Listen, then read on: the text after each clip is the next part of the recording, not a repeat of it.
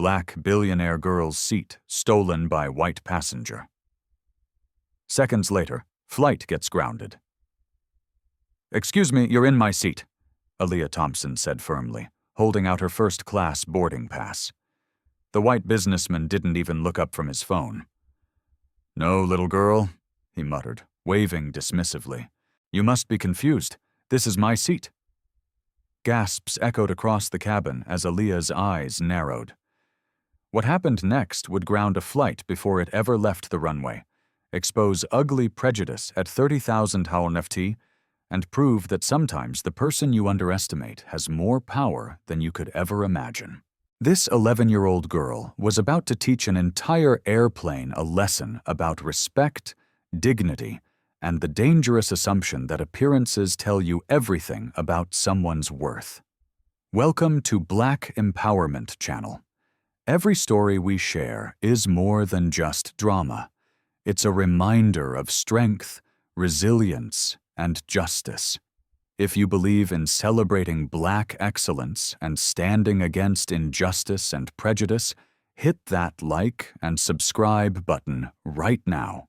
We would like to know where you are watching from, and what time is it for you right now in the comments. 11-year-old Aaliyah Thompson walked down the jet bridge toward Flight 457 with the quiet confidence of someone who belonged exactly where she was going. At 3'6", with natural hair pulled back in an elegant bun, she moved with a grace that came from years of attending charity galas, business meetings, and international conferences alongside her father. Her simple but expensive outfit and elegant orange gown spoke of understated wealth. Though most people wouldn't recognize the designer labels or the custom jewelry that had been gifts from world leaders and tech moguls. This was her 15th time flying first class this year alone, traveling between her boarding school in England, her father's offices in Chicago, and their family homes in Miami and London. Flying first class wasn't a luxury for Aaliyah. It was simply Friday. Her father, Marcus Thompson, had built a technology empire worth over $12 billion, making him one of the wealthiest Black men in the world. But to look at Aaliyah, most people just saw a little Black girl.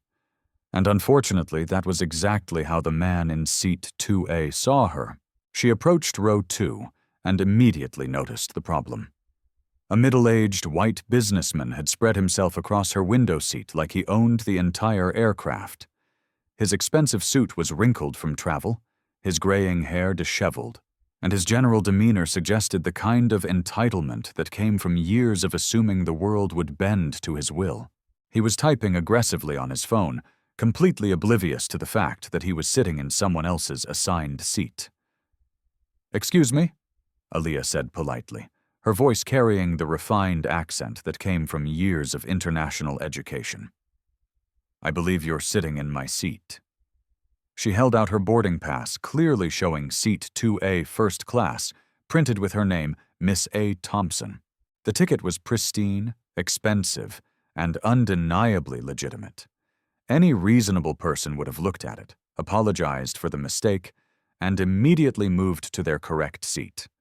But this man wasn't reasonable. He glanced up from his phone with the kind of irritated expression reserved for interruptions by people he considered beneath his notice. His eyes took in Aaliyah's appearance, young, Black, female, and his brain apparently categorized her as someone who couldn't possibly belong in first class. Without even looking at her boarding pass, he waved her away dismissively. "No, little girl," he said, with the condescending tone of someone speaking to a child who had wandered away from her parents. "You must be confused. This is my seat. Economy is that way." He pointed toward the back of the plane with the casual arrogance of someone who had never been challenged in his life. The words hung in the air like poison gas. Several passengers in nearby seats looked up from their magazines and laptops, sensing that something uncomfortable was unfolding. A well-dressed woman across the aisle frowned deeply. A businessman in the row behind them pulled out his phone, already sensing that this interaction was heading somewhere worth documenting. Aaliyah felt the familiar sting of assumption-based discrimination, but she had learned long ago not to let her emotions control her response. Growing up as the daughter of one of the world's most successful entrepreneurs meant she had faced this kind of prejudice before. People looked at her and saw what they expected to see, not who she actually was. "Sir," she said calmly, her voice remaining perfectly polite despite the insult. "I'm not confused. This is seat 2A, and this is my boarding pass for seat 2A. You're sitting in my assigned seat." She held the boarding pass closer to him, but he didn't even glance at it. Instead, he laughed. Actually laughed as if the idea of a black girl having a legitimate first-class ticket was the funniest thing he'd heard all day. "Listen, sweetheart," he said with mock patience. "I don't know how you got confused, but children don't just wander into first class. Your parents are probably looking for you back in economy. Why don't you run along and find them before you get in trouble?" The condescension dripped from every word. He had not only refused to look at her ticket, but he had assumed she was traveling with parents, assumed she couldn't afford first class, and assumed she was too young and too black to belong in his proximity. Each assumption was wrong, but his prejudice had blinded him to any possibility that he might be mistaken. Other passengers were now openly staring. The woman across the aisle looked appalled. A young couple in the front row had stopped their conversation to watch the unfolding drama.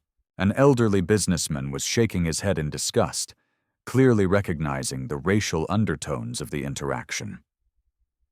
Aaliyah remained standing in the aisle, her boarding pass still extended, her composure unshaken. She had learned from her father that the loudest voice in the room was rarely the most powerful one. True power came from calm certainty, from knowing your worth, regardless of whether others recognized it.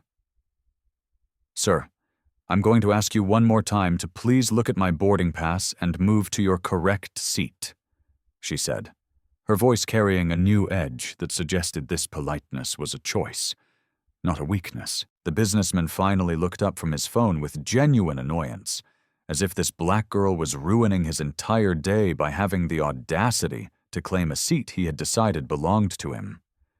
His face twisted into an expression of exasperation, mixed with what could only be described as racial resentment. "Look, kid," he said loudly enough for half the cabin to hear, "I don't know what game you're playing, but I've been flying first class longer than you've been alive. This is my seat. I paid for this seat, and I'm not moving for some confused little girl who wandered away from mommy and daddy." The racist implications of his words hit the cabin like a slap. Several passengers gasped audibly. The woman across the aisle muttered, "Oh my God," under her breath.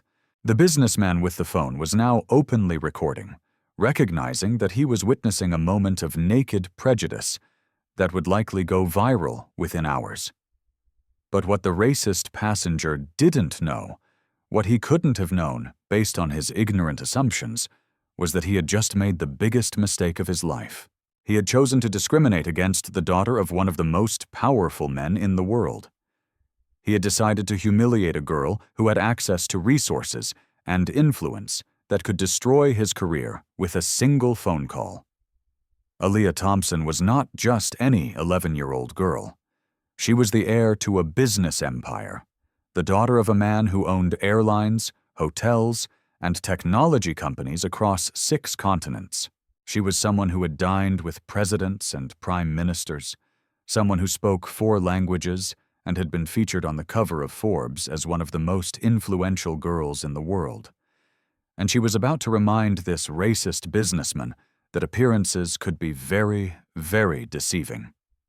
The flight attendant finally appeared, drawn by the commotion and the growing circle of passengers craning their necks to see what was happening.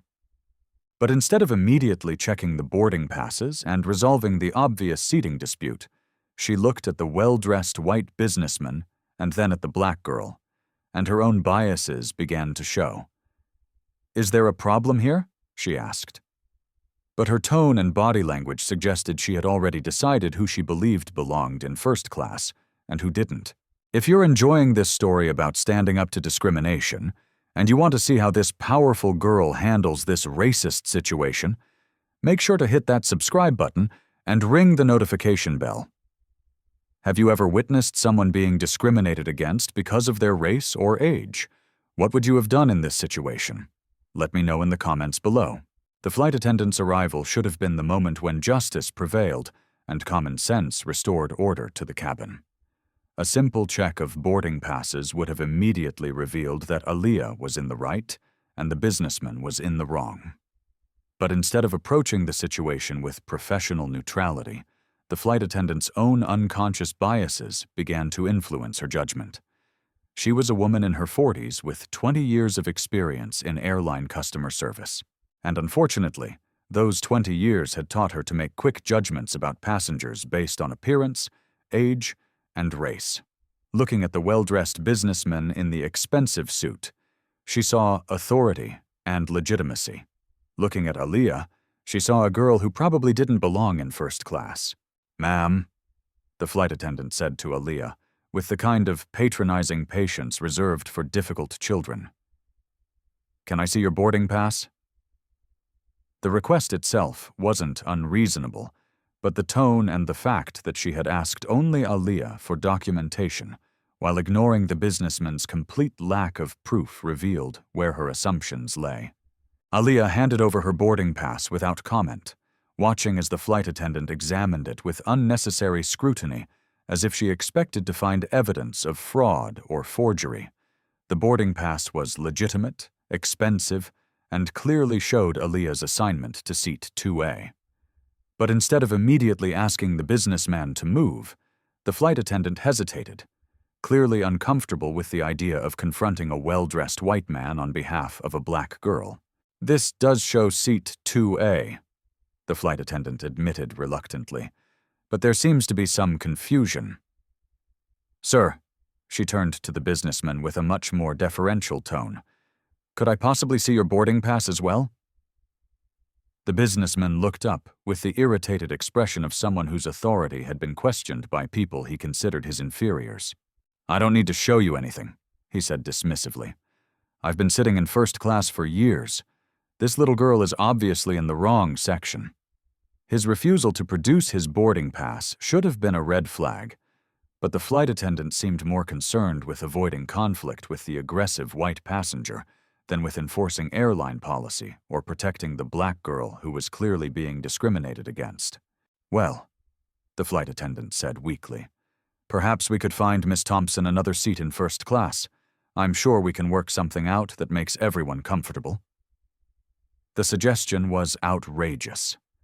Aaliyah had paid for a specific seat, had a boarding pass proving her right to that seat, and was being asked to compromise because a racist stranger had decided she didn't belong there.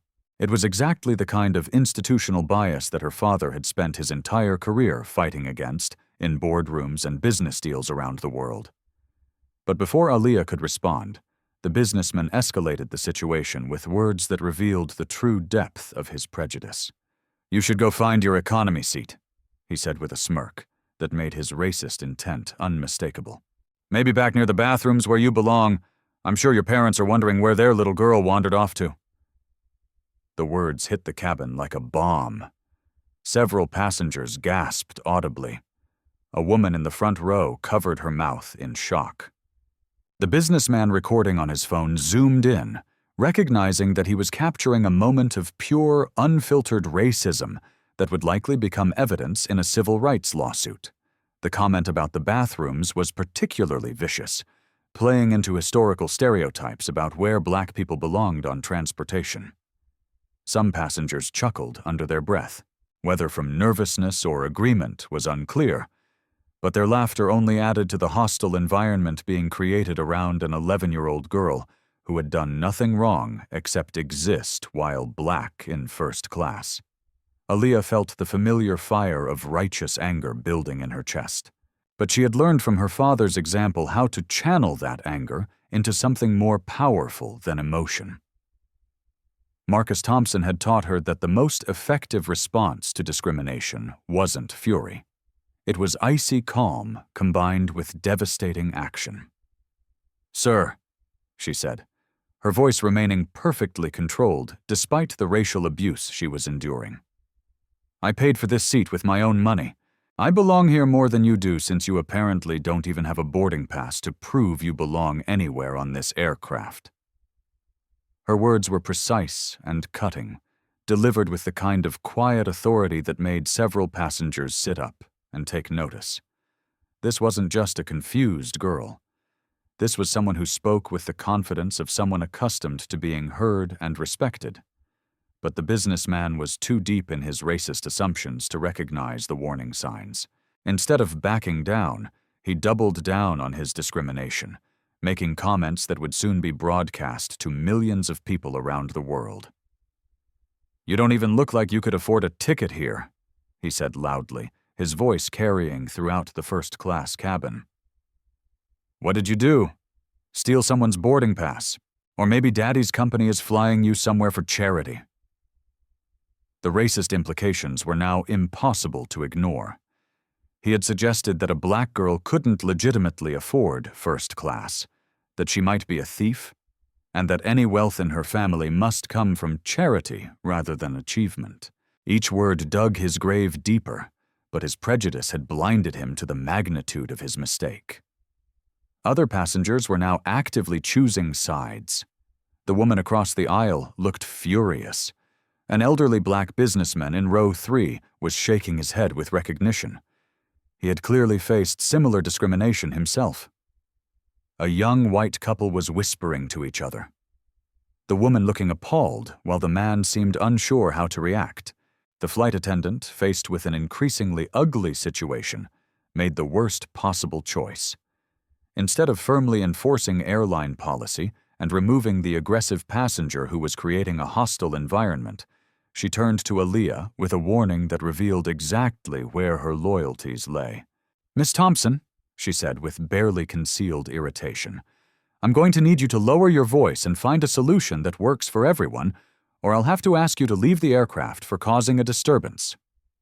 The threat was breathtaking in its injustice. The black girl who had been racially abused, denied her rightful seat, and subjected to public humiliation was being threatened with removal, while the white businessman who had created the entire problem faced no consequences whatsoever. Several passengers immediately recognized the bias in the flight attendant's response. The woman across the aisle stood up and said loudly, "Are you serious? She's the one causing the disturbance. He's the one who won't show his boarding pass and keeps making racist comments." But the flight attendant had made her choice. She was siding with the aggressive white businessman against the calm black girl, perpetuating exactly the kind of institutional racism that had plagued the airline industry for decades. Aaliyah looked around the cabin, taking in the faces of the passengers who were witnessing this moment of naked prejudice. Some looked supportive, others uncomfortable, and a few seemed to agree with the businessman's assessment that she didn't belong in first class. But all of them were about to learn something about the danger of making assumptions based on race and age. "Ma'am," Aaliyah said to the flight attendant with deadly calm, "I think you should be very careful about how you handle this situation." Very careful indeed. There was something in her tone, a quiet certainty that suggested consequences far beyond anything the flight attendant or the racist businessman could imagine. But they were too caught up in their own biases to recognize the warning. They had no idea that they were discriminating against someone with the power to ground their flight and their careers and expose their prejudice to the entire world. They were about to learn that sometimes the person you underestimate turns out to be exactly the wrong person to discriminate against. Make sure you subscribe and hit that notification bell, because what happens next will absolutely blow your mind.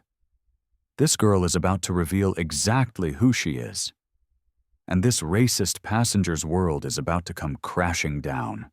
What do you think should happen to employees who side with racists instead of protecting passengers from discrimination? Share your thoughts in the comments.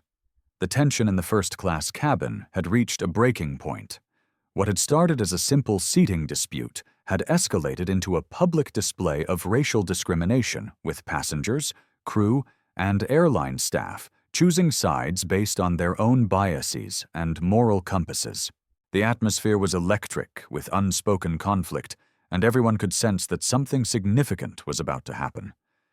The businessman, emboldened by the flight attendant's apparent support and the mixed reactions of the other passengers, decided to escalate his harassment of Aliyah even further. He had convinced himself that he was dealing with just another entitled girl who would eventually back down when faced with adult authority.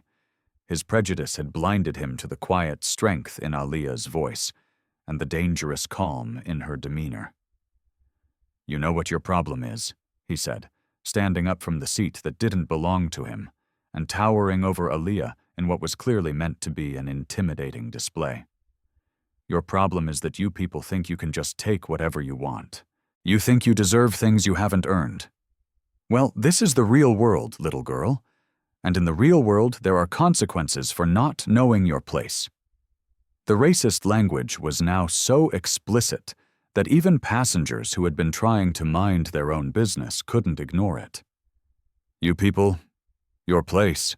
These were the phrases of someone whose prejudice had overcome any pretense of civility. Several passengers pulled out their phones, recognizing that they were witnessing something that needed to be documented. A middle-aged black woman in row 4 stood up, her face flushed with anger. "Excuse me, but what did you just say? Did you really just tell a child to know her place because of her race?" The businessman turned his attention to her with the same dismissive arrogance. "Ma'am, this doesn't concern you. I'm simply trying. I'm to maintain order in first class by ensuring that passengers are seated appropriately according to their circumstances." The word circumstances dripped with racial undertones that made his meaning crystal clear. He was suggesting that black passengers didn't belong in first class, regardless of their tickets, their wealth, or their right to be there.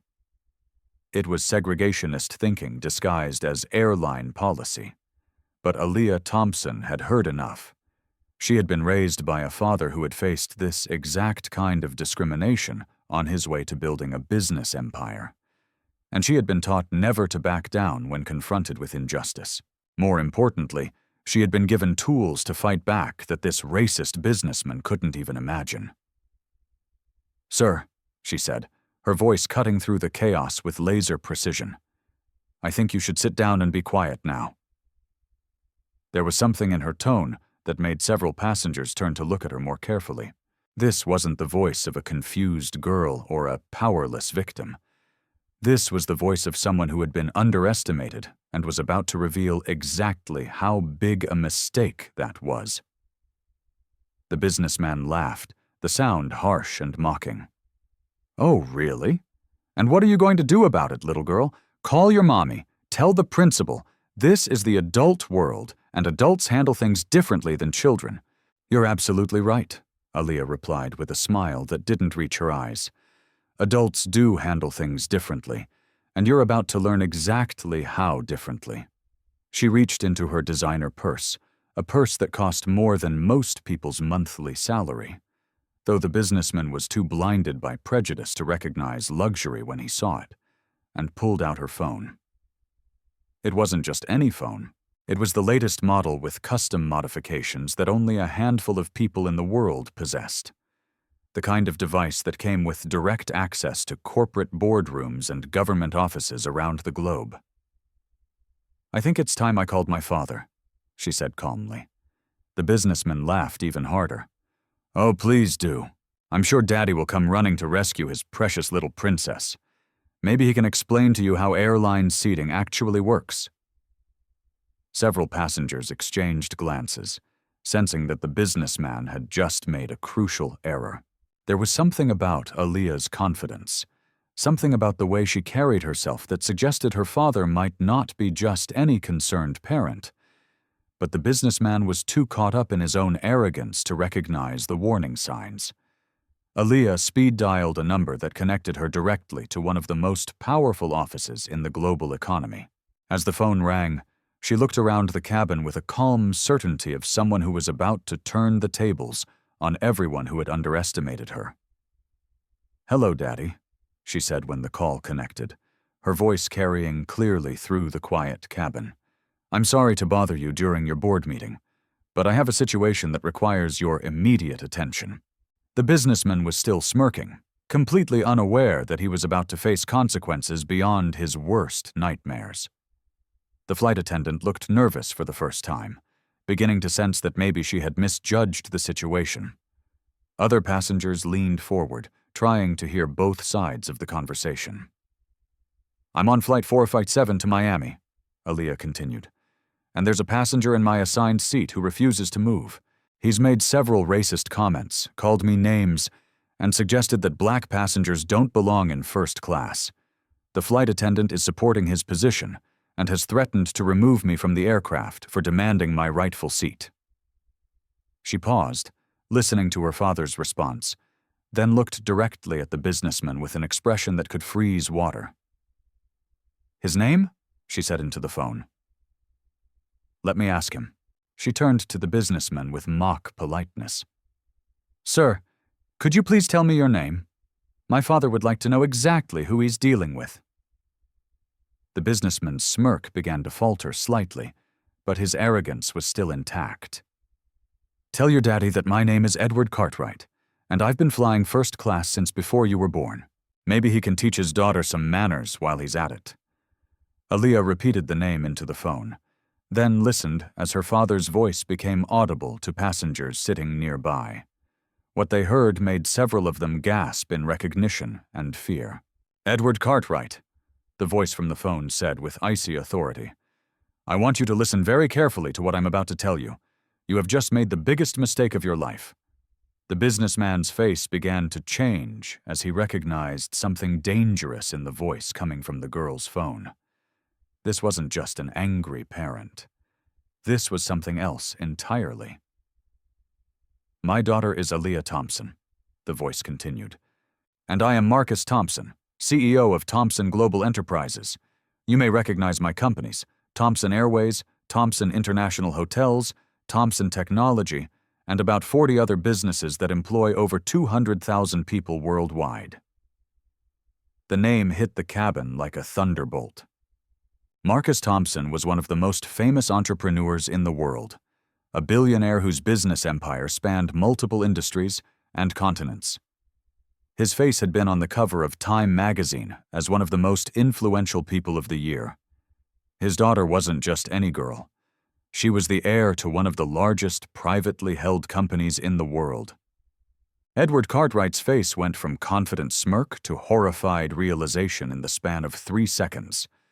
The color drained from his features as he understood exactly who he had been discriminating against.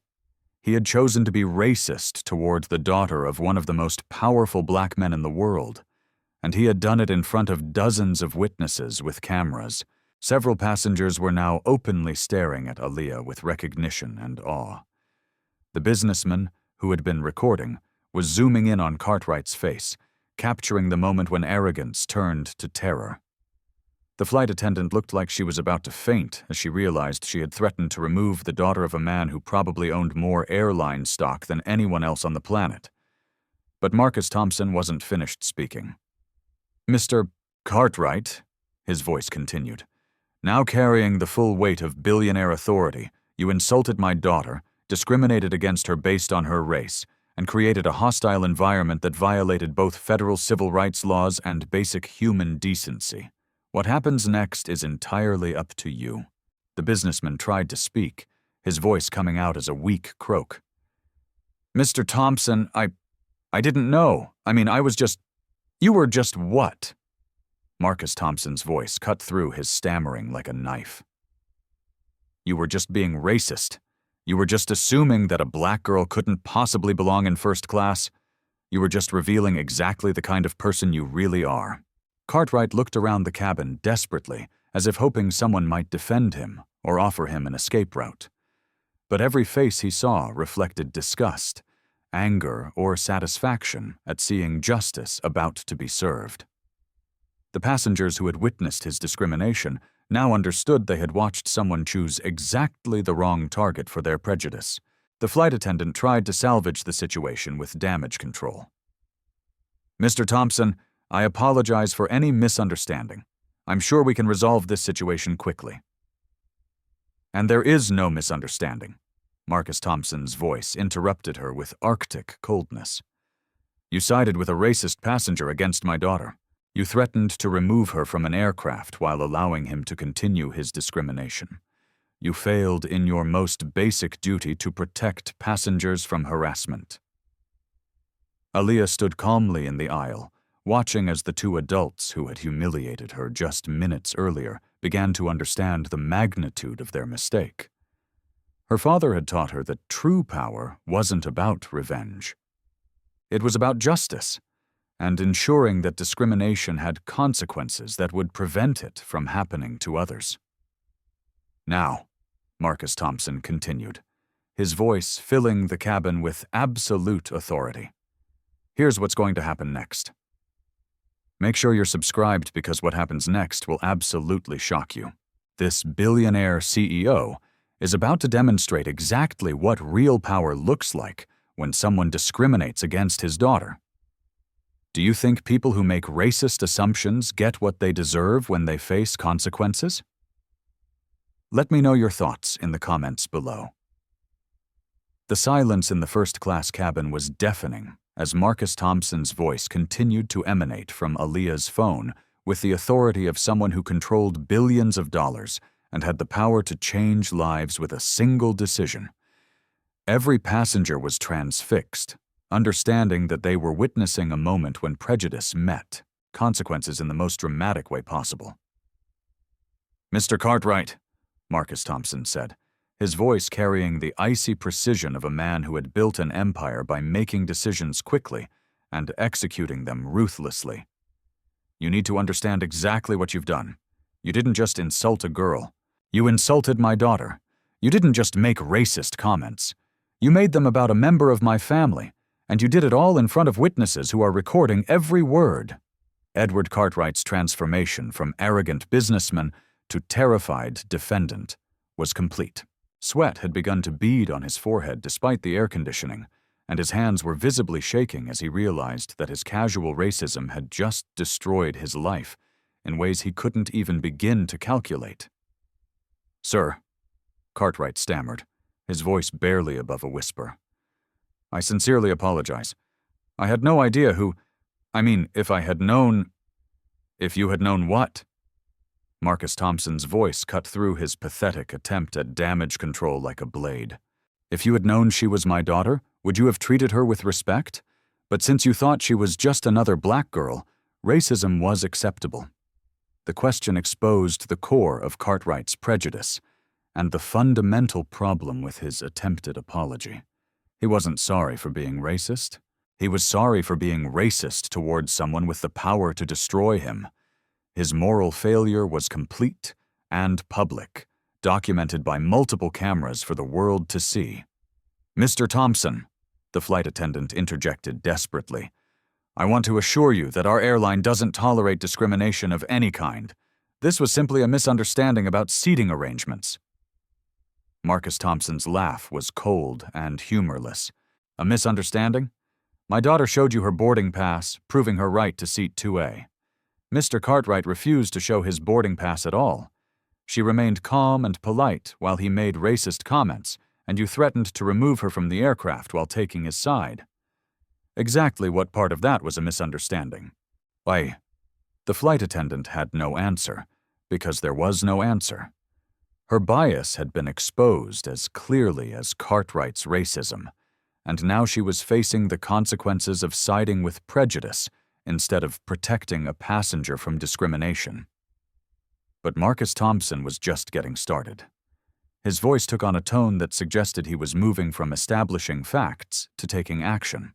"I'm going to put you on speakerphone now," he announced, "because I want everyone in that cabin to hear what happens when someone chooses to discriminate against my family." Aaliyah touched a button on her phone. And suddenly, Marcus Thompson's voice filled the entire first-class cabin with crystal clarity.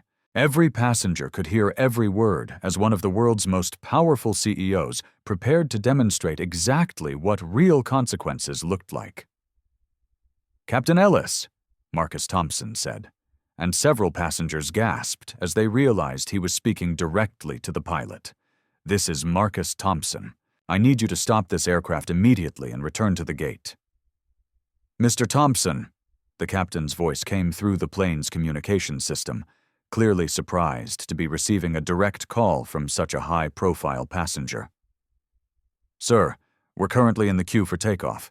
Is there an emergency?" "Yes, Captain, there is an emergency. There is a passenger in first class who has been making racist comments toward my daughter and creating a hostile environment. There is also a flight attendant who has failed to protect passengers from discrimination and has threatened to remove the victim instead of the perpetrator. I need both of them removed from this aircraft immediately." The announcement hit the cabin like a bomb. Passengers looked around at each other with expressions ranging from shock to satisfaction to absolute amazement. They were witnessing something unprecedented, a flight being stopped because a billionaire's daughter had been discriminated against, and the discriminators were about to face immediate consequences. Cartwright tried one more desperate attempt to save himself. "Mr. Thompson, please. I have a family. I have a career. I made a mistake, but please don't." "Don't what?" Marcus Thompson's voice overrode his pleading with ruthless precision. "Don't hold you accountable for your racism. Don't protect my daughter from further harassment. Don't ensure that other passengers never have to face the kind of discrimination you've displayed." The captain's voice returned over the intercom. "Ladies and gentlemen, we are returning to the gate due to a passenger conduct issue. We apologize for the delay and will have you airborne as soon as possible." The plane began to slow and turn, the engines powering down as they exited the takeoff queue. Cartwright collapsed back into the seat that wasn't his, the reality of his situation finally sinking in completely. His racist assumptions had grounded an entire flight and exposed his prejudice to hundreds of people who were already posting videos to social media. "Mr. Thompson," the flight attendant made one last attempt to minimize the situation. "Perhaps we could handle this more quietly. I'm sure we can find a solution that doesn't require—" "Quietly." Marcus Thompson's voice carried a note of incredulous anger. "You want to handle racism quietly? You want to sweep discrimination under the rug? That's exactly the kind of thinking that allows this behavior to continue." He paused, and when he continued, his voice carried the full weight of moral authority and business power combined. "Let me be very clear about something. I didn't build a 12 billion empire so that my daughter could be treated as a second-class citizen by racist passengers and biased airline employees. I didn't become one of the most successful black entrepreneurs in history so that other people's children could face the same discrimination I faced decades ago." The cabin was completely silent except for the sound of phones recording and the occasional gasp from passengers who were understanding the full scope of what they were witnessing. "This isn't just about my daughter," Marcus Thompson continued. "This is about every black child who has been told they don't belong somewhere they have every right to be. This is about every girl who has been judged by their appearance instead of their character. This is about stopping discrimination before it spreads to other passengers and other flights." The plane came to a complete stop at the gate, and passengers could see through the windows that airport security vehicles were already waiting. Word had clearly spread through the airport that something significant was happening on Flight 457, and the response was immediate and overwhelming. "Mr. Cartwright," Marcus Thompson said, his voice now carrying the finality of a judge pronouncing sentence. "You chose to be racist toward my daughter in front of dozens of witnesses. You assumed that a black girl couldn't belong in first class. You created a hostile environment based on your prejudices, and now you're going to face the consequences of those choices." Cartwright was crying now, tears of self-pity rather than genuine remorse, understanding that his life was about to change dramatically and permanently. His racism had been caught on camera, broadcast to the world, and he was about to be removed from an aircraft by security while millions of people watched the videos online. "Security is boarding the aircraft now," Marcus Thompson announced. "They will be removing both Mr. Cartwright and the flight attendant, who failed to protect passengers from his discrimination. After that, Flight 457 will continue to Miami, and my daughter will sit in her rightfully assigned seat with the dignity and respect that every passenger deserves. The sound of footsteps on the jet bridge announced the arrival of airport security, federal agents, and airline executives who had been summoned to deal with what was already being called the most documented case of airline discrimination in history. Aaliyah Thompson stood calmly in the aisle, watching as the adults who had humiliated her prepared to face justice. She had learned from her father that true power wasn't about revenge. It was about ensuring that discrimination had consequences that would prevent others from facing the same treatment. The racist businessman and the biased flight attendant were about to discover that sometimes the person you choose to discriminate against has more power than you could ever imagine. Don't forget to subscribe and hit that notification bell, because you need to see what happens when security boards this plane and these discriminators face the consequences of their actions.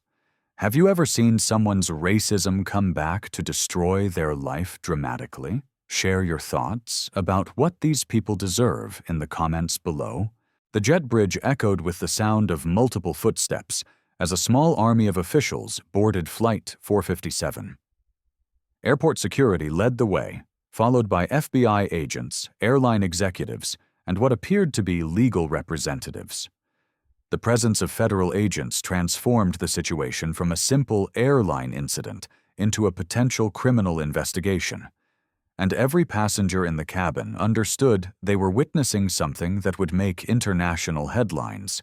The lead security officer, a tall man with 20 years of experience dealing with difficult passengers, approached the first-class section with the grim expression of someone who had been briefed on exactly what had transpired. Behind him, a woman in an expensive suit who was clearly a high-ranking airline executive looked like she was preparing for the crisis management challenge of her career. "Ladies and gentlemen," the security chief announced to the cabin, "I am Officer Ramirez with Miami Airport Security. We are here to address a reported incident of passenger discrimination and to ensure the safety and comfort of all travelers. We ask for your cooperation as we resolve this matter." His eyes immediately found Edward Cartwright, who was still sitting in Aaliyah's assigned seat, looking like a man who had just watched his entire life collapse in real time. The businessman's expensive suit was now wrinkled and soaked with nervous sweat, his earlier arrogance completely replaced by the desperate terror of someone facing consequences he never imagined possible. "Mr. Cartwright," Officer Ramirez said with professional authority, "I need you to gather your belongings and come with us immediately." Cartwright tried one final pathetic attempt to avoid his fate. "Officer, there's been a terrible misunderstanding. I was just trying to maintain order in first class. This young lady seemed confused about her seating assignment, and I was simply—" "Sir." The FBI agent who had boarded behind security interrupted with icy professionalism. "We have multiple video recordings of your conduct, including your explicit racist statements and your refusal to show your boarding pass. There is no misunderstanding here." The agent held up his phone, which was displaying one of the many videos that passengers had recorded and immediately uploaded to social media.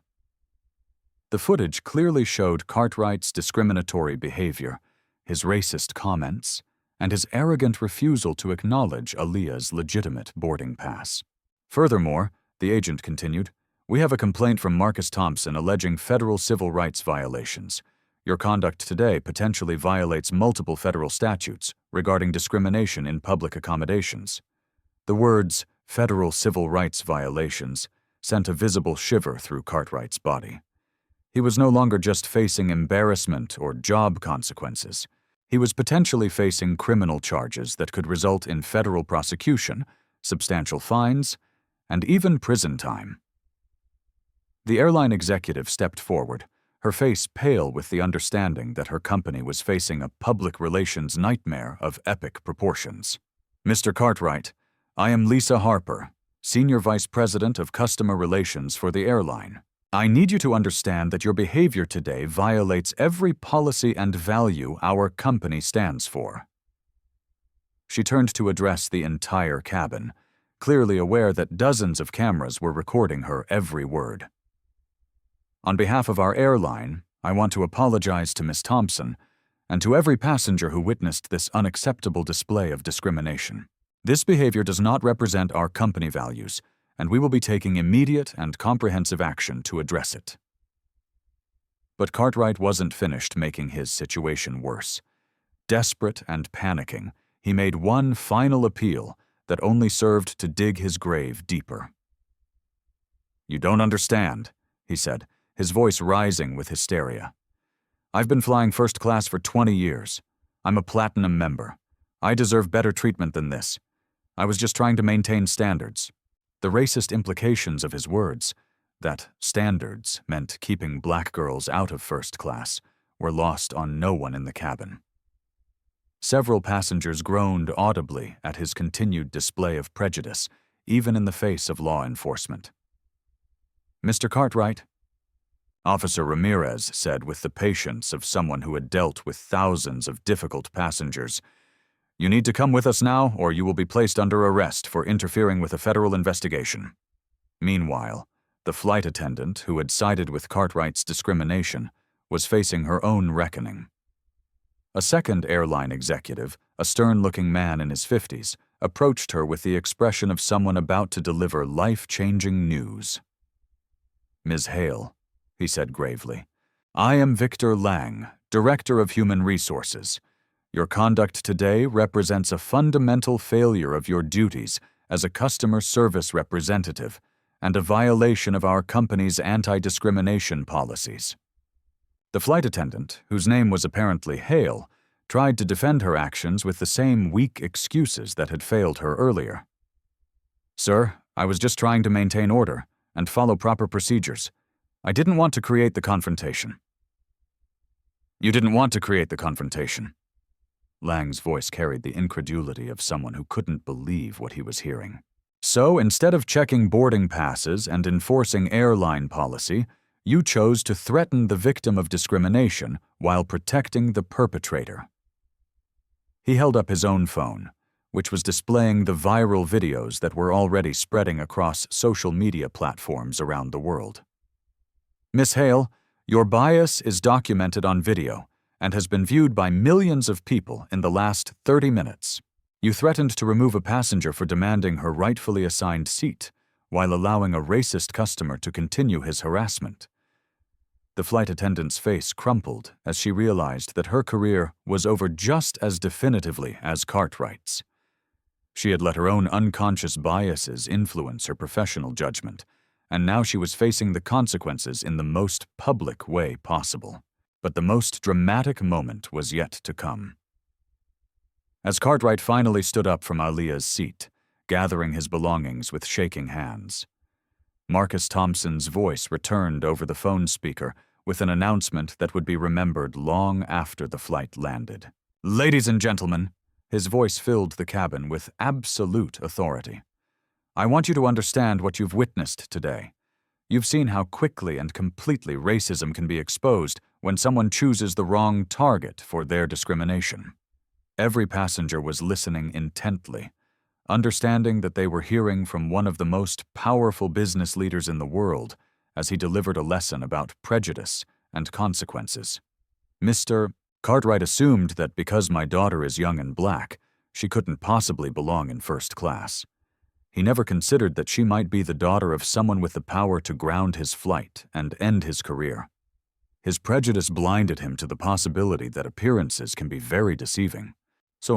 Cartwright was now being escorted down the aisle by security, his head hanging in shame as dozens of passengers recorded his walk of humiliation. The man who had felt so powerful when intimidating a girl was now being removed in handcuffs while the world watched his disgrace. "This is what happens," Marcus Thompson continued, "when discrimination meets consequences.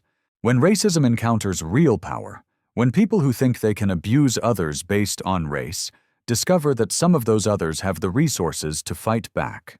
The airline executives were taking notes, clearly understanding that this incident would require a complete review of their training procedures and company policies. The federal agents were coordinating with local authorities to ensure that all legal aspects of the situation were properly documented and investigated. Ms. Hale, the HR director continued, addressing the flight attendant, "You are terminated immediately. Your failure to protect a passenger from racial harassment and your threat to remove the victim instead of the perpetrator represents a fundamental violation of your employment obligations." As both Cartwright and Hale were escorted off the aircraft, the remaining passengers burst into spontaneous applause. They were applauding not just for justice served, but for a powerful reminder that discrimination has consequences when it encounters people with the courage and resources to fight back. Aaliyah Thompson finally took her rightful seat in 2A, settling into the leather chair that she had paid for and deserved from the beginning. Her composure throughout the entire ordeal had been remarkable, and passengers were looking at her with new respect and admiration. "Aaliyah," her father's voice came through the phone with obvious pride. "How are you feeling, sweetheart?" "I'm fine, Daddy," she replied with a smile that showed she had never doubted the outcome. "I knew you would take care of it." "You handled yourself perfectly, Princess. You remained calm. You stood up for your rights, and you showed everyone in that cabin what real strength looks like." The captain's voice returned over the intercom with an announcement that brought the extraordinary incident to its conclusion. "Ladies and gentlemen, the situation has been resolved. We will be departing from Miami momentarily. On behalf of the entire crew, I want to apologize for the delay and commend our passengers for their patience during this unfortunate incident." As the plane prepared for takeoff, passengers continued to process what they had witnessed. They had seen racism exposed and punished in real time. They had watched a girl demonstrate more grace under pressure than most adults could manage. And they had learned that sometimes the person you choose to discriminate against has more power than you could ever imagine. The videos of the incident were already going viral around the world, turning Cartwright and Hale into symbols of how quickly discrimination can destroy lives when it meets consequences. But more importantly, Aaliyah Thompson was becoming a symbol of dignity, strength, and the power of standing up for what's right. If this story of courage, justice, and standing up to discrimination inspired you, make sure you're subscribed for more powerful stories about people who refuse to accept injustice.